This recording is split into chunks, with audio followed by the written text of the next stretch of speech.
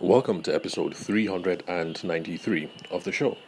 Today we're going to be tackling the last question that came up at the Evolve Africa Instagram Live session, and that is going to be what marketing trick works every time.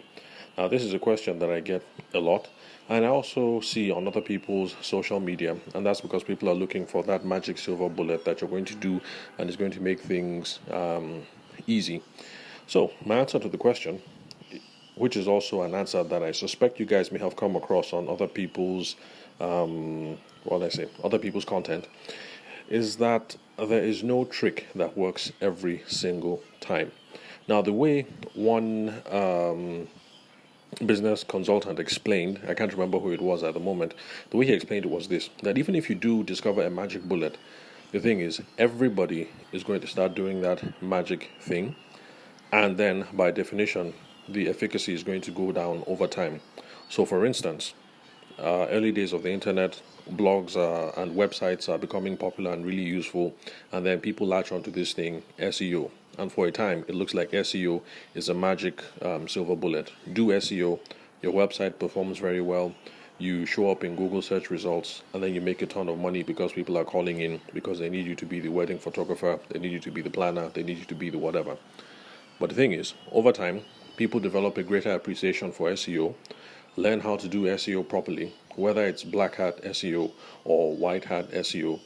And over time, the overall quality of the game increases, and then you're back to square one because the overall playing field has changed and everyone is more or less at an equilibrium, and then you have to start looking for the next magic bullet.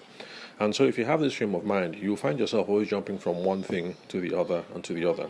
Just like when I was a kid, really little, maybe like secondary school, the magic words then were Six Sigma and I think lean, especially in manufacturing circles.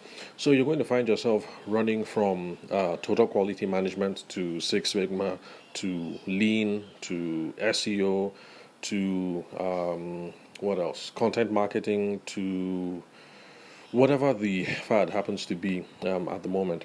So instead of trying to figure out what the silver bullet is, and you find yourself chasing one silver bullet after another, depending on the time, the context, and the generation that you're in, you're better off just coming up with a thorough but adaptable sales and marketing process for all times and all seasons. And that's part of my preoccupation here on the podcast, and that's why I talk about these things that are fundamental to improving your sales game. Prospecting, going out and looking for people to talk to. How do you decide who is the ideal person that you're supposed to reach out to? Qualifying, trying to figure out those who are serious from unserious, because some people are just curious, and if they're curious, they're nice to hang around, but you should be paying more attention to people who actually think your product or your service can solve a problem. So if people are curious because they think you're a wonderful wedding photographer or a wedding planner, that's cool. Find other ways to keep in touch with them. But really, you should be spending more time with people who are actually getting ready to walk down the aisle next month, 6 months from now, people who have made a decision and are ready to commit to engaging someone to provide those services: the wedding photography, the wedding video, the wedding planning, the MC services, the drinks, the small chops, everything. So that's the whole crux of what qualifying is. And then there is discovery.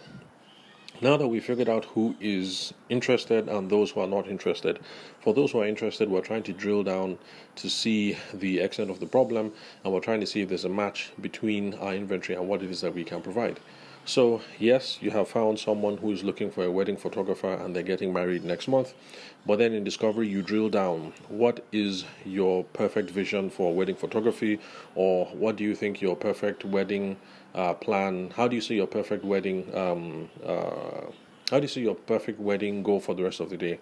To you, what does a perfectly planned wedding look like? I'm not sure if that's the kind of question that wedding planners will ask, but just roll with me for a moment. So you ask those questions, and then you're going to find out that yes, they need a wedding photographer and they're ready to drop 400k now. But the thing is, they are looking for much more simple aesthetic. But maybe what you do is really, really high end with all the Photoshop and all the editing and stuff like that. And if that's not the thing that you can provide, then there's no point in going ahead with it, because first of all, you have gotten the information from your qualifying sessions, from your discovery sessions that you've been having with them. And if you go ahead knowing that they are looking for something that you cannot provide, then you're going to have an unsatisfactory customer experience at the end of it, and that is not good for business. So that's the whole point of discovery. What are the things that are important to them? Which one is a problem? What are the high ranking problems? Do I have the skill set? Do I have the inventory? Can I deliver? So that's on with discovery. And then next is, let's see, I've lost my train of thought.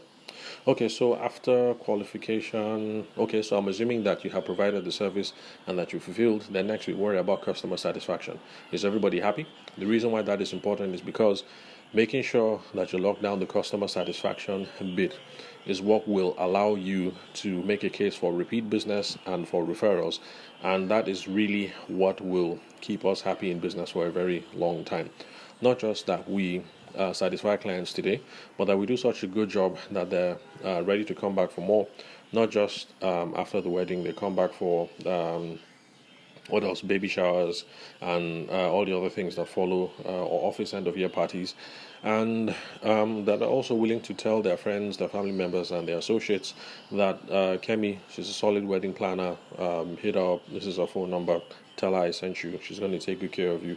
Those sorts of things. So, especially for those of us in the wedding and the event space, customer satisfaction, that is what keeps the ball rolling for us. So these are the sorts of things you should be paying attention to, and these are the sorts of things that should be the focus, that should be your focus when you're trying to come up with a thorough but adaptable sales process and marketing processes. Because all these conversations that you're going to have with people is going to give you all the information about who your ideal customer is, how you go about talking to them, the things that they're interested in, and things of that nature. So these are the fundamentals that I think you should be working on every single time. And yes, eventually you're going to hear of some magic trick. So let's say we're back 10 years ago, 10, 15 years ago, where everybody was talking about SEO. So you're doing your fundamentals. If everybody starts talking about SEO, then yeah, pile on the SEO thing is going to help. So keep on with the fundamentals. Keep an eye on what it is that is going on. Things might come up that might help. Like there's all this talk now about NFTs and Web 3.0 and blah, blah, blah. And if you can find ways to incorporate NFTs, NFT strategies into your sales and marketing. If you can find a way to do that, then sure, by all means do so. But pay attention to the fundamentals all the time, every day, every week, every month, every year, because there is no magic trick that is going to work every time. Because, yes, one day a magic trick will come and it will work, but the thing is, the news is going to spread fast, everybody's going to be doing it, and then you'd have lost the competitive advantage and you're going to be back to square one. So for instance, those of us in the wedding and the event space, if there is a way that all this talk about NFTs and Web.3 can translate into how we provide our services and how we market ourselves, then you best rest assured that the moment somebody discovers and cracks it, the rest of us are going to copy as well. And then next year, there's not going to be any advantage again because everybody's going to be doing pretty much the same thing. So just come up with the sales process, marketing process, make sure it's thorough, well thought out, and make sure it's adaptable. So that's it pretty much. So thank you very much for listening to this recording. I'm your host, Abuja-based sales and business consultant, Tavishima George Ayede, the host of Nigeria's longest running business podcast. Thank you very much for your time and attention. I'll catch you guys at the next recording.